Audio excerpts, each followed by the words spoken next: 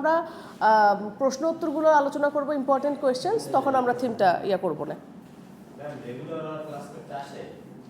রেগুলারে তো এই যে নুরে আলম এখানে আসতেছে, গত 2 সপ্তাহ ধরে সানজিদারা কেউ আসে না। আমি করি কি আর করবো, বাধ্য হয়ে ক্লাস রেকর্ডিং দিয়ে দিই, ক্লাস রেকর্ড করে আমি দিয়ে দিই।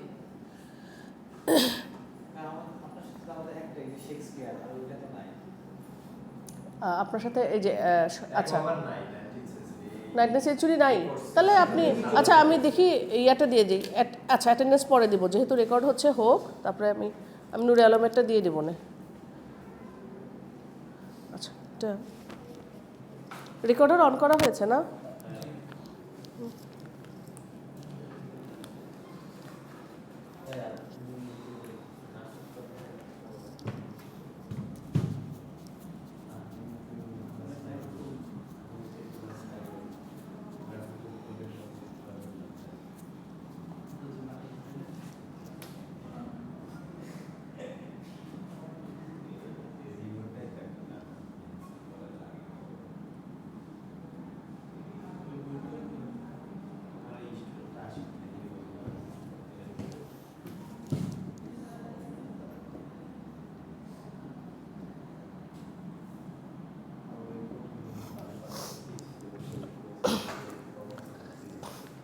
আসলে সাহিত্যের নির্যাসগুলোই কিন্তু দেখা যায় যে ট্র্যাজেডিতেই বোধহয় বেশি কি বলবো সাহিত্যিক রসগুলো বেশি।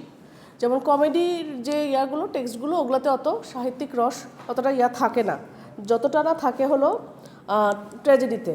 এই জন্যই আমি এই যে ওথেলো আর মানে শেক্সপিয়ারের আমি 2টা টেক্সট এর আগে কয়েকটা সেমিস্টার আগে পড়িয়েছিলাম, তখন আমি ওথেলো আর কিং লিয়ার আর অ্যাজ ইউ লাইক ইট দিয়েছিলাম। ওটা ছিল একটা ওই যে কমেডি।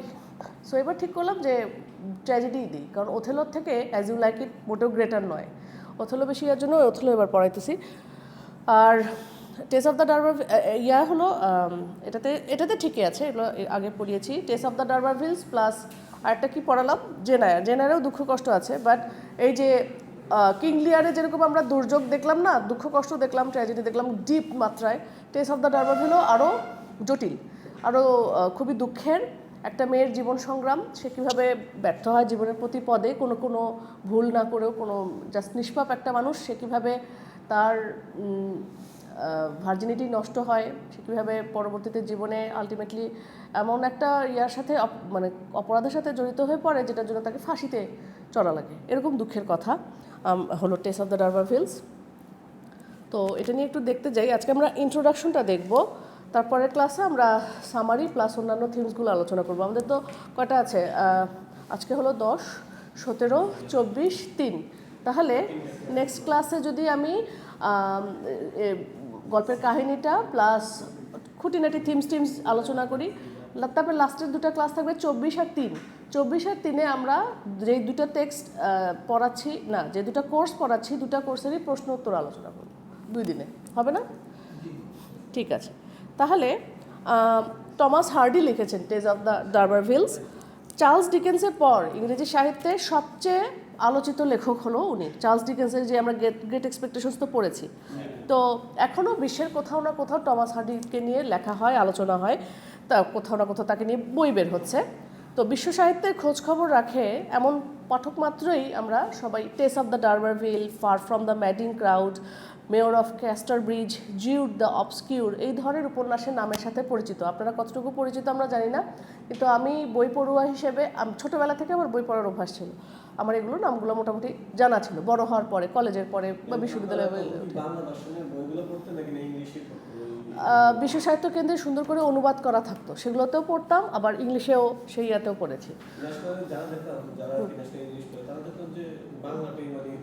পরে আচ্ছা আচ্ছা, কিন্তু আমরা যখন মানে ইউনিভার্সিটিতে পড়েছি তখন তো আমাদেরকে ইংলিশে পড়তেই হয়েছে, কিন্তু এমনি নর্মালি যখন আমরা কলেজে থাকতাম বা বিশ্ববিদ্যালয়ে উঠেছি তখন আমরা এই যে প্রকাশনীগুলো থেকে বাংলায় এগুলো পড়তাম, অন্ত আইডিয়াগুলো থাকতো। আর বিশ্ববিদ্যালয় লেভেলে তো করে পড়াই লেগেছে। যখন ইউনিভার্সিটিতে উঠলাম তখন দেখলাম যে জাস্ট খালি বইগুলো পড়লেই হয় না, এর মধ্যে একটা যে মেসেজ, একটা যে থিম, এই জিনিসগুলো জানা লাগে। লিটারেচারের তো সার্থকতাই এখানে, থিমস, মোটিভ, সিম্বলগুলো বোঝা। তো ওনার বিখ্যাত তাহলে উপন্যাসগুলো ছিল far from the madding crowd, Tess of the d'Urbervilles, Jude the obscure, mayor of Casterbridge. এগুলো বিখ্যাত বিখ্যাত উপন্যাস টমাস হার্ডির। তো ওনার জন্ম ইংল্যান্ডের পূর্ব ডচেস্টারশায়ারের হায়ার বকহ্যাম্পটন নামে একটা পল্লী গ্রামে তার জন্ম। হার্ডির পিতা ছিলেন পেশায় রাজমিস্ত্রি। আর্থিক সচ্ছলতা না থাকার কারণে মাত্র 16 বছর বয়সে লেখাপড়া ছেড়ে দিয়ে উনি জেমস হিক্স নামে স্থানীয় এক আর্কিটেক্টের কাছে অ্যাপ্রেন্টিস বা শিক্ষানবিশ হিসেবে কাজ শুরু করেন। এরপর তিনি লন্ডনের কিংস কলেজে ভর্তি হন। কিংস কলেজ তো বিখ্যাত কলেজ। তো টমাস হার্ডির প্রথম উপন্যাস ছিল the poor man and the lady.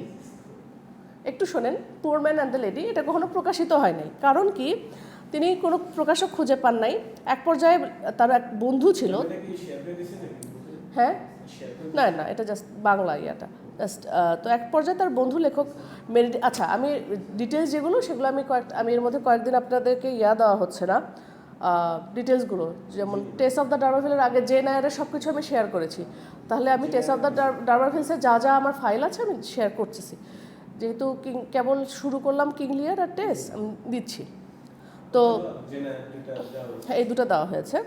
তো তিনি তার প্রকাশক খুঁজে পাননি কেন, তা বলছি সেটা যে এক পর্যায়ে তার বন্ধু লেখক মেরিডিথের কথায় পাণ্ডুলিপি নষ্ট করে ফেলেন হার্ডি, এই the poor man and the lady. Meredith তাকে বলেছিলেন যে লেখাটার মধ্যে বিতর্কিত রাজনৈতিক পলিটিক্যাল ব্যাপার স্যাপার থাকার জন্য এটা প্রকাশিত হলে সমস্যা হতে পারে। এরপর হার্ডি ডেসপার্টে রেমেডিস এবং আন্ডার দ্য গ্রিনউড ট্রিজ এই নামে দুটো বেনামে লেখা প্রকাশ করেছেন। বেনামে লেখাটা বলতে আমরা কি বুঝাই, 18 সেঞ্চুরিতে মূলত মেয়েরা ওই সময় বেনামে প্রকাশ করতো, কিন্তু ছেলেরাও করতো, কারণ পলিটিক্যালি তারা ধরা খাবে, জেলে পূর্বে, এই জন্য তারা বেনামে প্রকাশ করতো। কিছুদিনের ভিতরে কবি ও কথাশিল্পী হার্ডি সময়ের অন্যতম প্রধান লেখক হিসেবে আবির্ভূত হলেন। তো উপন্যাস, গল্প, কবিতার ভেতর দিয়ে তিনি সমসাময়িক যে চেঞ্জিং যে সোশ্যাল অর্ডার এটার সম্পর্কে সব ধরনের খুঁটিনাটি ব্যাপারগুলো তুলে এনেছেন। বিশেষ করে ভিক্টোরিয়ান সমাজে মানুষের তথাকথিত ভদ্রতার মুখোশের আড়ালের যে কুৎসিত চেহারাটা, সমাজের যে মানে ডার্টস সোশ্যাল যে এই ভুল ত্রুটিগুলো, সমাজের অসঙ্গতিগুলো, এগুলো খুব ভালোভাবে উন্মোচন করতে উনি এক্সপার্ট ছিলেন। যে কারণে তাকে সবসময় তার বেস্ট কাজ তাকে বলা হয় টেস অফ দ্য ডারবারভিল এবং জিউড দ্য অবস্কিউর। এই দুটো তার সেরা দুটো উপন্যাস, যেগুলো সমাজের অনাচারগুলোকে খুব ভালো মতো তুলে এনেছেন। দুটি সকালে কঠোর সমালোচনার মুখে পড়েছে যে সমাজের এই অবস্থা, এটা দেখে আবার সমালোচনার মুখেও পড়েছে বই দুটি। এই সময় সায়েন্স ভার্সেস রিলিজিয়ন নামে, আমরা তো জানি ভিক্টোরিয়ান সোসাইটি এরাতে এগুলো ছিল। এই দুটোর মধ্যে একটা দ্বান্দ্বিক পরিস্থিতিতে কোন পক্ষ সমর্থন করবেন এগুলোর মধ্যে তিনি বিজ্ঞানের পক্ষে নেন। আর 1869 সালে ডারউইনের দ্য অরিজিন অফ স্পিসিস এই বইটা প্রকাশিত হওয়া মাত্রই সেটা পড়াশোনা শুরু করেন। এইটা পাঠের দৃশ্যত প্রভাব তার পরবর্তী লেখায় পড়েছে। তো হার্ডির উপন্যাসে ইংলিশ কান্ট্রিসাইড বা গ্রামাঞ্চলের সুদৃশ্য সৌন্দর্যগুলো সুন্দরভাবে ফুটে উঠেছে। তিনি নিজেই ডরচেস্টারে বড় হয়ে উঠেছেন। এর আশেপাশের জায়গাগুলো হার্ডির অধিকাংশ উপন্যাসের সেটিং বা প্রেক্ষাপট হিসেবে গৃহীত হয়েছে, সেটিং অফ প্লেস। তো যেমন টেস অফ দ্য ডারবারভিল উপন্যাসে স্টোনহেঞ্জ নামক ঐতিহাসিক স্থানটির বিশেষ গুরুত্ব রয়েছে। স্টোনহেঞ্জের নাম কখনো শুনেছেন বা দেখেছেন? কেউ দেখে বা কখনো গুগল করতে পারেন, টেস অফ দ্য ডারবারভিলে আছে। এই সাথে সাথে আপনি এই বিখ্যাত জিনিসটার সম্পর্কে জানতেও পারবেন। স্টোনহেঞ্জ এমন একটা জিনিস, পাথরের একটা টেবিলের মতো, জাস্ট ইংল্যান্ডের একটা জায়গায় ওখানে আছে। ওখানে প্রত্যেকটা সময় সব সময় মানুষ যাচ্ছে ঘুরে, একটা হিস্টোরিক্যাল ইম্পর্টেন্স। ওটা একটা রহস্যময় জায়গা, মানুষ বুঝতে পারে না। গ্র্যাভিটেশনাল ফোর্স আছে বলে ধারণা করা হয়, বারমুডা ট্রায়াঙ্গেলে যেরকম। তো ওটা কবে ওটা প্রতিষ্ঠিত হয়েছে, কে করেছে কেউ বলতে পারে না, একটু রহস্যময় জায়গা। সো ওটা তো গ্রাম অঞ্চলের দিকে অবস্থিত স্টোনহেঞ্জটা, সেই জন্য তার ঐতিহাসিক স্থানটাও উঠে এসেছে ওখানে। ওটার অবতারণা করেও একটা সিম্বল তৈরি করেছেন ওনার লেখার মধ্যে। ওনার উপন্যাসটাতে অবশ্যই স্টোনহেঞ্জের গুরুত্ব আছে, কিছু একটা মেসেজ দিয়েছেন যার জন্য ওটার আছে, গুরুত্ব আছে। তো তৎকালীন ব্রিটিশ সমাজে বিয়ে এবং ডিভোর্সের জন্য খুবই বাজে আইন চালু ছিল বলতে গেলে। হার্ডি কঠোরভাবে এটা সমালোচনা করেছেন। 1912 সালে তার একটা স্থানীয় পত্রিকায় লিখেছেন, the English marriage laws are the gracious cause of at least half of the misery of the community. কমিউনিটির মধ্যে অর্ধেক যত সমস্যা, মিজারি, দুর্ভোগ, সেটার কারণ হলো এই British marriage law. Jude the obscure উপন্যাসে তিনি প্রচলিত সেকেলে বিবাহ আইনের নেতিবাচক প্রভাবটা তুলে ধরেছেন। হার্ডি নিজেও ব্যক্তি জীবনে 2বার বিয়ে করেছেন এবং 2বারই উনি দাম্পত্য জীবনে অসুখী ছিলেন। তো তখন ইংল্যান্ডের আইন অনুযায়ী বিয়ের আগে সব সম্পত্তির উপর মেয়েদের সমান অধিকার থাকতো, কিন্তু বিয়ের পর সেই সম্পত্তির উপর সব ধরনের অধিকার স্বামীর কাছে চলে যেত। একদম হিন্দু ধর্মের থেকেও খারাপ অবস্থা। আইন অনুযায়ী কারণ দেখিয়ে স্ত্রীদের মারধর করতে পারতেন স্বামীরা। ডিভোর্সের ক্ষেত্রে ছিল কড়াকড়ি আইন। স্ত্রীর পরকীয়া বা অ্যাডাল্টারি এটা প্রমাণ করতে হতো হাজব্যান্ডকে। সেটাও একটা জটিল এবং ব্যয়বহুল আইনি প্রক্রিয়া ছিল। বরং সহজ আর ঝামেলামুক্তও ইয়া ছিল বউ বিক্রি করে দেওয়া। খুবই খারাপ অবস্থা ভিক্টোরিয়ান এজে। তো হার্ডি দ্য মেয়র অফ ক্যাস্টারব্রিজ উপন্যাসে এটাই দেখিয়েছেন। সেই উপন্যাসে মাইকেল হেনচার্ড নামে একজন, উনি ওনার বউকে নিলামে বিক্রি করে দেয়। হার্ডির জীবদ্দশাতেই অবশ্য 1913 সালে এই জঘন্য প্রথা বিলুপ্ত হয়ে যায়। হার্ডির কাছে আধুনিক ইংলিশ সাহিত্য নানাভাবে ঋণী। Virginia Wolf, D.H. Lawrence, Robert graves এদের মতো খ্যাতনামা কথাশিল্পীরা তার গল্প উপন্যাস দ্বারা ইন্সপায়ার্ড ছিলেন। অনুরূপভাবে Robert frost, Ezra pound, Dylan Thomas, এই নামগুলো যে বলছি এরা কিন্তু সবাই ব্রিটিশ না, কেউ কেউ আমেরিকানও আছে। সো এরাও বিভিন্ন জায়গার বিভিন্ন দেশের লোকজন তার লেখা দ্বারা অনুপ্রাণিত ছিল। তো কবি হার্ডি সম্পর্কে টমাস হার্ডি কিন্তু শুধু ঔপন্যাসিক না, কবিতাও লিখেছেন। ডিলান টমাস বলেছিলেন, one could never write a poem dominated by time as Hardy could. সময়ের দ্বারা অনুপ্রাণিত হয়ে কবিতা লেখার এই চলটা বা এটা টমাস হার্ডি ছাড়া আর কেউ পারবে না। 1898 থেকে 1928 এই 30 বছরে প্রায় 900 কবিতা টমাস হার্ডি প্রকাশ করেন। এই বিপুল সংখ্যক কবিতার মধ্য দিয়ে উনি কবি হিসেবেও বিশ্ব সাহিত্যে অনন্য মানে ভালো একটা র্যাঙ্কে আছেন।